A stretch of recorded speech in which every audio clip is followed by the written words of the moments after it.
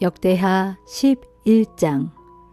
르호보암은 예루살렘으로 돌아오자 즉시 유다 지파와 베냐민 지파에 동원령을 내려 18만 명의 군사들을 끌어모았다.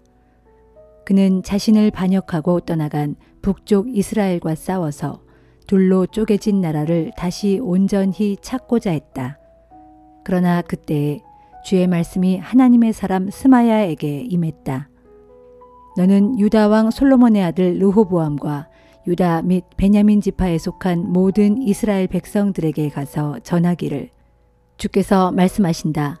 너희는 동족 이스라엘을 치러 북쪽으로 올라가지 말아라. 너희는 이제 각자 자기 집으로 되돌아가라. 일이 이렇게 된 것은 나 주가 그렇게 한 것이다 라고 하여라. 그러자 그들은 이 같은 주의 말씀에 순종하여 여로보암을 치러 올라가던 길을 멈추고 되돌아섰다.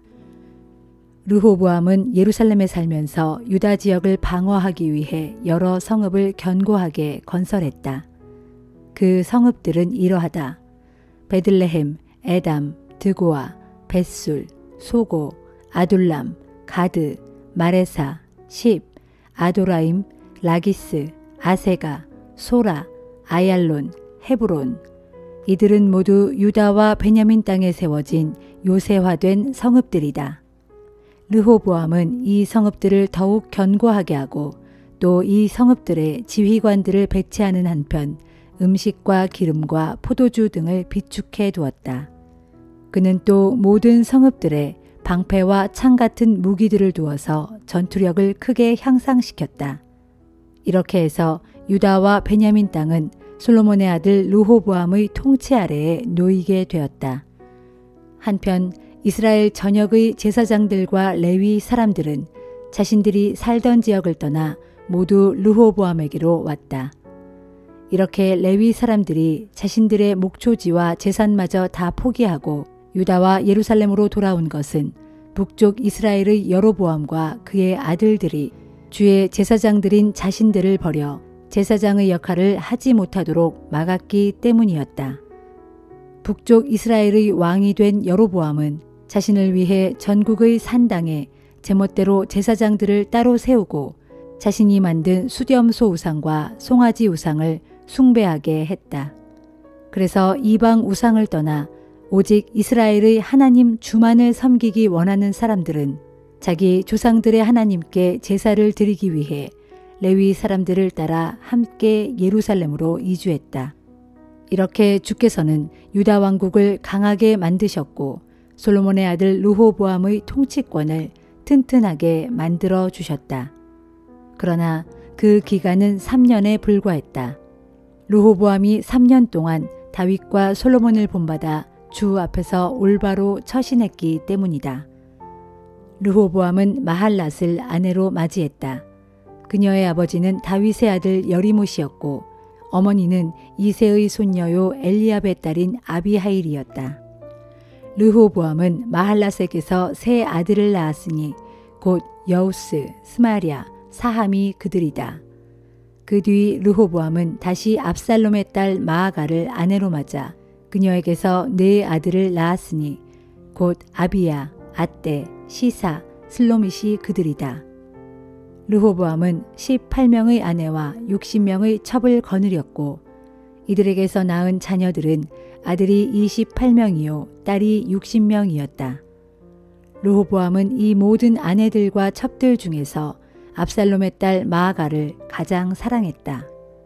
그래서 르호보암은 마아가의 맏아들 아비야를 장차 유다의 왕위에 앉히려고 그를 세자로 책봉한 뒤 모든 형제들 가운데 가장 높은 자리에 앉게 했다. 르호보암은 후계자 문제를 지혜롭게 처리했다. 그는 유다와 베냐민 땅의 전역에 걸쳐 있는 요새화된 성읍들에 다른 모든 아들들을 흩어보냈다. 그런 뒤 그들에게 양식을 넉넉하게 대주고 아내도 많이 얻어주었다.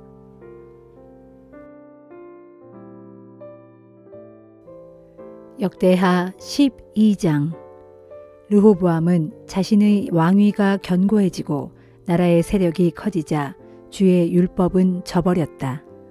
유다의 온 백성들도 왕을 본받아 주를 버렸다. 이처럼 유다 왕과 백성들이 주께 죄를 범하자 이집트 왕 시삭이 예루살렘을 치러 올라왔다. 르호보암이 유다를 다스린 지 5년째 되던 해였다. 이집트 왕 시삭은 1200대의 전차와 6만 명의 기마병을 비롯하여 셀 수조차 없이 많은 리비아, 숲, 구스의 용병들을 이끌고 왔다. 시삭은 먼저 유다의 요새화된 성읍들을 정복한 뒤에 도성 예루살렘까지 밀고 올라왔다. 그때 유다 왕 르호보암과 유다의 지도자들은 시삭의 공격에 전전긍긍하며 함께 예루살렘에 모여 있었는데 그들에게 예언자 스마야가 와서 말했다. 주께서 말씀하시기를 너희가 나를 버리고 떠났기 때문에 나도 너희를 버려 이집트 왕 시삭의 손에 너희를 넘겨주었다 하였습니다. 그러자 유다의 왕과 지도자들은 교만했던 마음을 뉘우치면서 말했다. 주님께서는 의로우셔서 우리가 주께 벌을 받는 것은 당연하다.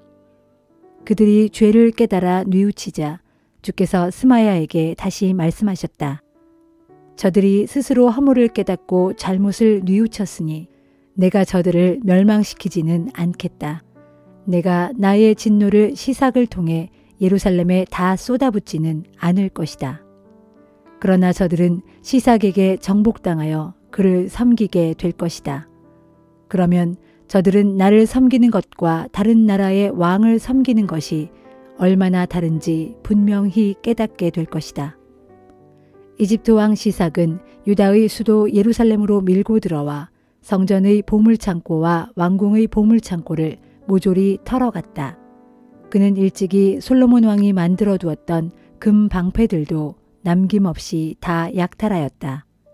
그래서 르호보암은 빼앗긴 금 방패 대신에 청동으로 방패를 만들어 왕궁의 입구에 배치된 경비대장들에게 나누어 주었다.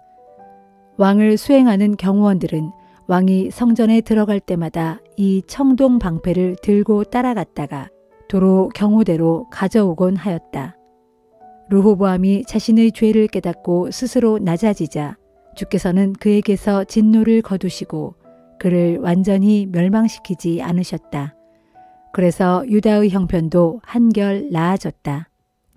그 뒤 르호보암은 예루살렘에서 왕권을 강화하여 계속 나라를 다스릴 수 있었다. 그는 아버지 솔로몬의 뒤를 이어 41세에 이스라엘의 왕위에 올라 주께서 자신의 이름을 두기 위해 이스라엘의 모든 지파들 중에서 선택하신 성읍, 곧 예루살렘 도성에서 17년 동안 나라를 다스렸다. 그의 어머니 나아만은 암몬 사람이었다. 르호보암은 온 마음을 다해 주를 찾지 않았기 때문에 악한 일을 저질렀다. 르호보암의 통치 기간에 있었던 그 밖의 다른 일들에 대해서는 예언자 스마야의 책과 선견자 이또가 쓴 족보책에 자세히 기록되어 있다.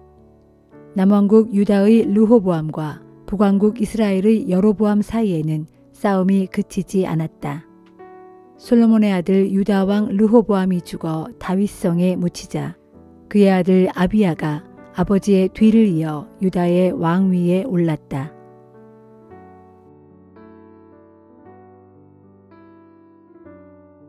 요한계시록 2장.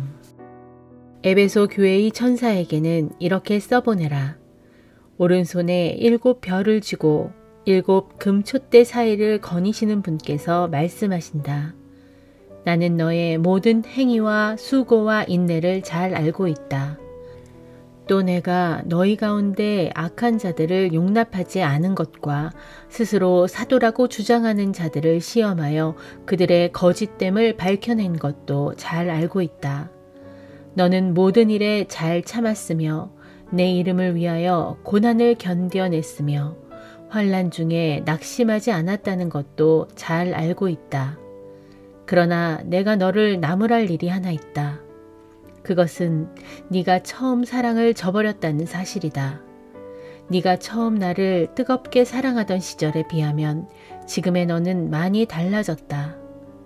그러므로 너는 어디서부터 잘못되었는지를 생각해내서 즉시 회개하고 처음 나를 사랑했던 시절로 돌아가도록 힘써라. 만일 그렇게 하지 않고 회개하지 않으면 내가 내게로 가서 내 촛대를 그 자리에서 치워버릴 것이다. 하지만 내가 참 잘한 일이 있으니 그것은 니골라파 사람들이 하는 짓들을 미워했다는 것이다. 나도 그것을 무척 미워한다. 들을 귀가 있는 사람은 성령께서 교회들에게 일러주시는 말씀을 잘 들어라. 듣고 순종함으로써 이기는 사람에게는 내가 하나님의 낙원에 있는 생명나무의 열매를 먹게 하겠다. 서바나 교회의 천사에게는 이렇게 써보내라. 처음이며 마지막이요. 죽으셨다가 다시 살아나신 분께서 말씀하신다. 나는 네가 겪는 고난과 궁핍을 잘 알고 있다. 그런데 사실 너는 부자다. 또 스스로 유대인이라고 주장하는 자들에게서 내가 비방을 당하고 있다는 사실도 나는 잘 알고 있다. 그러나 그들은 사실 유대인이 아니라 사탄의 앞잡이들이다. 네가 장차 겪게 될 고난을 두려워하지 말아라. 보라, 내가 네게 말하노니 마귀가 너를 시험하려고 너희 가운데 몇몇 사람들을 감옥에 집어넣을 터인데 너희가 열흘 동안 박해를 당할 것이다. 그러나 너는 죽기까지 충성하라. 그러면 내가 생명의 면류관을 내게 주겠다. 들을 귀가 있는 사람은 성령께서 교회들에게 일러주시는 말씀을 잘 들어라. 듣고 순종함으로써 이기는 사람에게는 둘째 죽음의 저주를 당하지 않도록 해주겠다.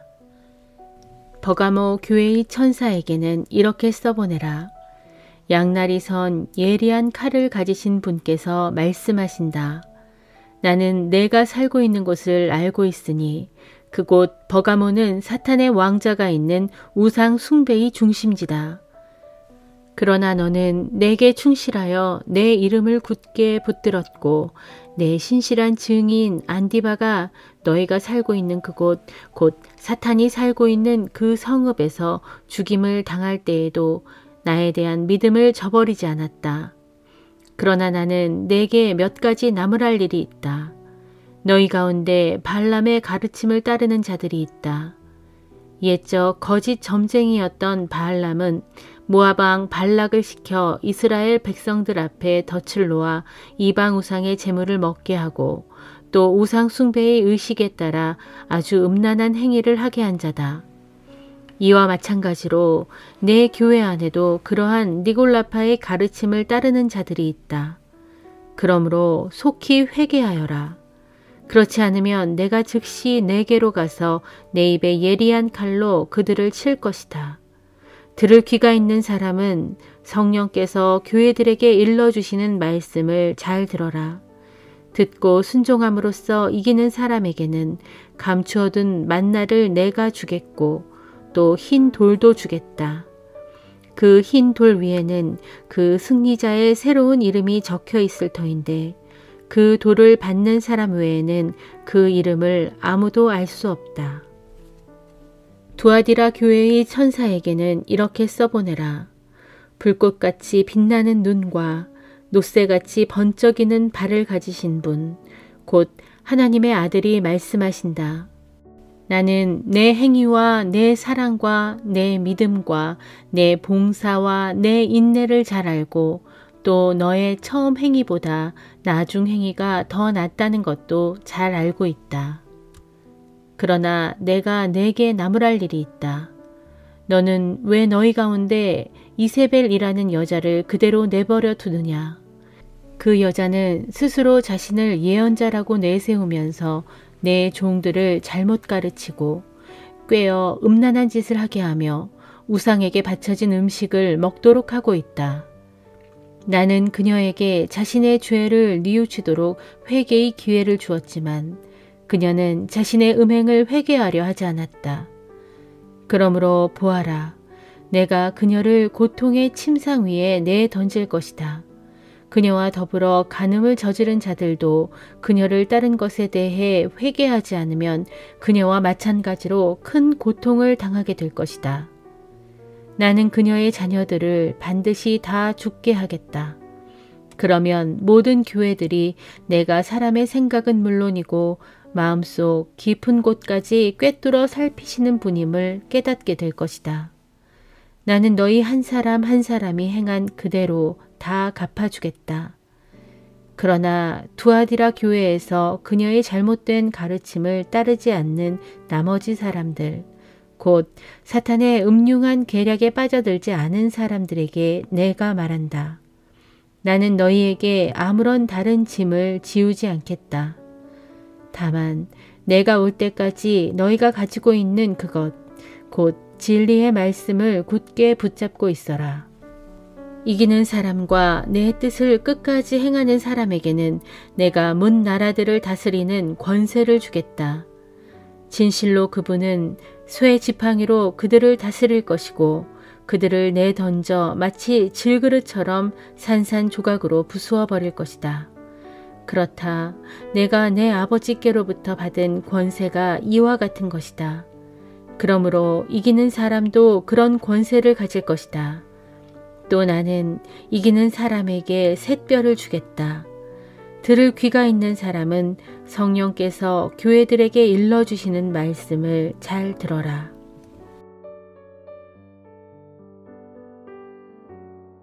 스바냐 3장. 주께 거역하는 도성, 더럽고 폭력이 판치는 도성 예루살렘아, 내게 재앙이 임할 것이다. 예루살렘은 주께 순종하지 않고 주의 책망도 받아들이지 않으며 주를 의지하지도 않고 자기 하나님께 가까이 가지 않고 아주 멀리하였다. 그 도성의 관료들은 으르렁거리는 사자들처럼 빼앗아 움켜질 것을 찾아다니고 그곳 재판장들은 굶주린 저녁 무렵의 늑대들 같아서 먹잇감이 생기면 이튿날 아침까지 남겨두지 아니하고 밤새워 다 먹어치운다. 그곳 예언자들은 하나같이 경솔하고 간사하여 도무지 믿을 수 없는 자들이고 그곳 제사장들은 성전을 더럽히고 율법을 제멋대로 어기기 일수다. 그 도성 안에 계시는 주께서는 진실로 의로우셔서 불의한 일을 조금도 행하지 아니하시고 아침마다 어김없이 자신의 공의를 밝히 드러내시건만 그럴지라도 그곳의 악한 자들은 자신들의 불의를 조금도 부끄러워할 줄을 모른다. 그러므로 주께서 말씀하셨다. 보라, 내가 세상의 여러 나라들을 멸망시켰다. 그들의 요새를 무너뜨려 폐허로 만들었고 그들의 거리를 텅 비게 만들어 그리로 지나다니는 자가 하나도 없게 하였다. 그리하였더니 그들의 모든 성읍들이 황폐해지고 인적이 완전히 끊겨서 거기에 사는 자들이 아무도 없게 되었다. 그때 나 주가 예루살렘을 향해 말하기를, 예루살렘아, 그러므로 오직 너만은 나를 두려워하고 나의 책망을 받아들이도록 하라. 그리하면 설령 내가 네게 형벌을 내리기로 작정하였더라도 내 마음을 돌이켜 내가 살고 있는 내 처소를 없애지 않을 것이다 하였다. 그리 말했는데도 그들은 자신들의 악한 행위를 그치지 아니하고 부지런히 더러운 타락의 길을 걸었다. 그러므로 나 주가 말한다. 예루살렘아, 이제 너는 각오하라. 내가 일어나 너희를 벌할 그 심판의 날을 기다려라. 그날에 내가 크게 작정하고 나의 모든 분노와 진노를 내게 남김없이 쏟아부을 것이니 내가 문 나라들을 소집하고 문 민족들을 불러 모아서 그들로 너를 사정없이 치게 할 것이다. 그때 내 온 땅은 활활 타오르는 나의 질투의 불길에 다 타버릴 것이다. 주께서 말씀하셨다. 그러나 그 후에는 내가 모든 민족의 입술을 깨끗하게 하여 그들로 다 함께 어울려 나 주의 이름을 부르게 하고 모두가 한 마음으로 나 주를 섬기게 할 것이다. 또 그때에 나를 섬기는 내 백성들, 곧 내가 온 땅에 흩어놓았던 그 족속의 남은 자들이 저 멀리 구스강 건너편에서부터 손에 예물을 들고서 다 함께 내게로 나아올 것이다. 그날이 오면 너희는 더 이상 나를 거슬러 내게 저질렀던 모든 악한 행위에 대해 수치를 느낄 필요가 없을 것이다. 그 까닭은 그날에 내가 너희 가운데서 거만을 떨며 자랑을 일삼던 자들을 모두 제거해버릴 것이므로 너희가 다시는 나의 거룩한 산에서 거만하게 행동하지 않을 것이기 때문이다. 그날에 내가 너희 가운데 온유하고 겸손한 자들을 남겨둘 것이니 그들이 나 주의 이름을 신뢰하고 의지할 것이다. 참으로 이스라엘의 남은 자들은 악한 일을 행하지 아니하고 거짓말을 하지 아니하며 그 혀로 속임수를 베풀지 않을 것이다. 그러므로 그들이 풍족히 먹고 편히 누워 있어도 그들을 놀라게 할 자들이 아무도 없을 것이다. 오 시온에 따라 노래하라. 오 이스라엘아 큰 소리로 외쳐라. 오 예루살렘에 따라 온 마음을 다해 크게 기뻐하고 즐거워하라. 보라, 주께서 내게 내리셨던 형벌을 멈추셨고 내 모든 대적들을 다 쫓아내셨다. 그리고 이스라엘의 왕이신 주께서 친히 내 가운데 계시고 항상 너와 함께 하실 것이니 이후로는 내가 더 이상 재앙을 겪을까 두려워할 필요가 전혀 없다. 그날이 오면 사람들은 예루살렘에게 이렇게 말할 것이다. 시온아, 두려워하지 말라. 내 두 손을 늘어뜨리지 말라. 너의 하나님이신 주께서 너와 함께 계시니 진실로 그분은 능히 구원을 베푸실 전능자이시다. 바로 그분께서 너를 보고서 기쁨에 겨워하시고 너를 사랑으로 새롭게 해주시며 너로 인하여 즐겁게 노래 부르며 기뻐하실 것이다. 주께서 말씀하신다. 그날에 내가 사로잡혀간 이방 땅에서 절기 때문에 근심하는 내 백성의 남은 자들을 다시 불러 모을 것이니 진작 이스라엘이 패망하는 치욕을 당함으로써 자기 땅에서 절기를 지킬 수 없는 일이 그들에게는 항상 무거운 짐과 고통이 되었다. 그러나 보라, 때가 이르면 내가 너희를 괴롭히던 압제자들을 철저히 징벌하고 자기 땅에서 쫓겨나 이방 땅 곳곳에 흩어진 자들을 다시 불러 모을 것이다. 그때에 내가 다리 절고 병든 자들까지도 무사히 자기들의 고국 땅에 돌아오도록 인도할 것이니 그리하면 온 세상에서 온갖 수모를 당하던 나의 백성들이 도리어 자자한 칭송을 듣고 큰 명성을 얻게 될 것이다. 정녕 그때가 이르면 내가 너희를 다시 불러 모을 것이고 또한 너희를 고국 땅으로 다시 데려올 것이다. 이처럼 너희가 보는 데서 사로잡혀간 내 백성을 내가 다시 고국 땅으로 데리고 올 때에 너희는 온 세상 문민족들 가운데서 자자한 칭송을 듣고 큰 명성을 얻게 될 것이다. 이것은 나 주의 말이다.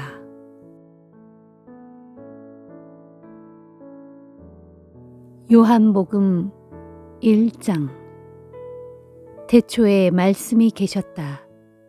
그 말씀은 하나님과 함께 계셨고 그 말씀은 곧 하나님이셨다. 그분은 태초에 하나님과 함께 계셨다. 모든 것이 그분을 통해 창조되었으며 그분 없이 생겨난 것은 아무것도 없었다. 그분 안에는 생명이 있었고 그 생명은 사람들의 빛이었다. 그 빛이 어둠을 비추었지만 어둠은 그 빛을 깨닫지 못했다. 하나님께서 보내신 사람이 있었으니 그 이름은 요한이었다.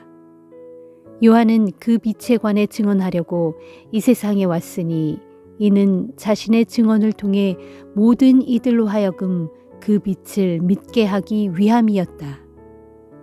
요한 자신은 빛이 아니라 그 빛을 증언하기 위해 왔을 따름이었다. 참 빛이 있었으니 그 빛이 세상에 와서 세상 모든 이들에게 빛을 비추고 있었다. 참 빛이신 그분은 세상에 있었고 세상은 그분을 통해 지음받았지만 세상은 그분을 알아보지 못했다. 그분께서 몸소 자기 땅에 오셨으나 그분의 백성들은 그분을 받아들이지 않았다. 그러나 그분께서는 그분을 받아들인 사람들, 곧 그분의 이름을 믿는 자들에게는 하나님의 자녀가 되는 특권을 주셨다. 이처럼 그들이 하나님의 자녀가 된 것은 혈통으로나 육체적 욕망으로나 사람의 뜻으로 된 것이 아니라 오직 하나님의 뜻으로 말미암은 것이다. 그 말씀이 육신이 되어 우리 가운데 사셨다. 우리가 그분의 영광을 보았으니 그 영광은 곧 자기 외아들을 보내신 아버지의 영광이었고 은혜와 진리로 충만한 영광이었다. 요한은 그분에 대하여 사람들에게 이렇게 외치면서 증언하였다. 이분이야말로 내가 말했던 바로 그분입니다. 나는 전에 내 뒤에 오시는 분이 나보다 앞선 것은 그분은 내가 있기 전부터 계셨기 때문이다 라고 말했는데 바로 이분을 두고 말한 것입니다. 우리는 모두 그분에게서 넘치는 은혜를 입었고 한없는 복을 받았다.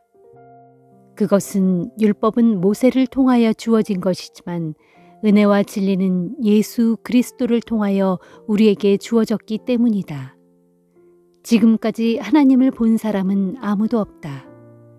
그러나 아버지 품에 계시는 외아들이신 그분께서 아버지 하나님을 우리에게 알려주셨다. 한 번은 유대의 지도자들이 예루살렘에서 제사장들과 레위 사람들을 세례 요한에게 보내어 그가 누구인지를 물었다. 그때 세례 요한이 그들에게 증언한 내용은 이러하다. 세례 요한은 조금도 숨김없이 솔직하고 분명하게 나는 그리스도가 아니요 하고 대답했다. 그러자 그들이 세례 요한에게 물었다. 그러면 당신은 누구요? 엘리야요? 세례 요한이 대답했다. 아니요. 마침내 그들이 말했다. 그럼 도대체 당신은 누구요? 우리를 보낸 분들에게 돌아가서 대답할 수 있도록 우리에게 말해 주시오. 당신 자신이 누구인지 말해달란 말이오. 그러자 세례 요한은 이사야 선지자의 말을 인용하여 이렇게 대답했다. 나는 주의 길을 곧게 하라고 광야에서 외치는 자의 소리요. 그때 그들 중 몇몇 바리새파 사람들이 세례 요한에게 물었다. 당신이 그리스도도 아니고 엘리야도 아니고 또 우리가 기다리는 예언자도 아니라면 왜 사람들에게 세례를 주고 있는 거요? 세례 요한이 대답했다. 나는 너희에게 물로 세례를 주지만 너희 가운데는 너희가 아직 알지 못하는 분이 서 계시오. 그분은 나보다 뒤에 오시는 분이지만 나는 그분의 신발끈조차 풀어드릴 자격이 없는 사람이오. 이 일은 세례 요한이 사람들에게 세례를 주던 요단강 건너편의 베다니에서 일어난 일이다. 다음 날 세례 요한은 예수께서 자기에게 오시는 것을 보고 큰 소리로 외쳤다. 보시오, 하나님의 어린 양을. 그분은 세상 죄를 지고 가시는 분이십니다. 내가 전에 내 뒤에 오시는 분이 나보다 앞선 것은 그분은 내가 있기 전부터 계셨기 때문이다 라고 말했는데 저분이야말로 바로 그분입니다. 나 자신도 이분을 알지 못했으나 지금 내가 와서 여러분들에게 물로 세례를 주는 이유는 바로 이분을 이스라엘 백성들에게 알리기 위해서입니다. 그러고 나서 세례 요한은 또 증언했다. 나는 성령이 하늘에서 비둘기처럼 내려와 이분 위에 머무는 것을 보았습니다. 나도 이분을 알지 못했지만 사람들에게 물로 세례를 주라고 나를 보내신 이가 이르시기를 성령이 내려와 어떤 사람에게 머무는 것을 보거든 그가 바로 성령으로 세례를 베푸실 분인 줄 알아라 하고 내게 말씀하셨습니다. 이제 나는 그 광경을 똑똑히 보았고 그래서 바로 이분이야말로 하나님의 아들이라고 증언하는 것입니다. 다음 날 세례 요한은 자기 제자 두 사람과 같이 있다가 예수께서 지나가시는 것을 보고는 보라, 하나님의 어린 양이시다 하고 소리쳤다. 그러자 두 제자는 세례 요한의 말을 듣고 예수를 따라갔다. 예수께서 돌아서서 그들이 따라오는 것을 보시고 그들에게 물었다. 당신들이 원하는 것이 무엇이오? 그들이 말했다. 선생님, 사시는 곳이 어디입니까? 예수께서 대답하셨다. 나를 따라와 보면 알게 될 것이오. 그래서 그들은 예수를 따라가서 그날 예수와 함께 지냈다. 그들은 오후 4시부터 밤까지 예수와 함께 있었다. 세례 요한의 말을 듣고 예수를 따라간 두 사람 중 하나는 시몬 베드로의 동생 안드레였다. 안드레는 먼저 자기 형 시몬을 찾아가서 말했다. 우리가 메시아를 만났소. 그리고는 시몬을 데리고 예수께로 갔다. 예수께서는 시몬을 바라보시더니 말씀하셨다. 당신은 요한의 아들 시몬이요. 그러나 이제부터는 당신을 게바라고 부르겠소. 다음 날 예수께서는 갈릴리를 향해 떠나려고 하셨다. 그런데 빌립을 만나시자 나를 따르시오 하고 말씀하셨다. 안드레와 베드로처럼 빌립도 역시 고향이 벳세다였다. 빌립은 친구 나다나엘을 찾아가 말했다. 오래전에 모세가 율법책에 썼고 또 예언자들 역시 기록했던 바로 그분을 우리가 만났네. 나사렛 출신의 예수라는 사람으로 요셉의 아들이라네. 나사렛이라고?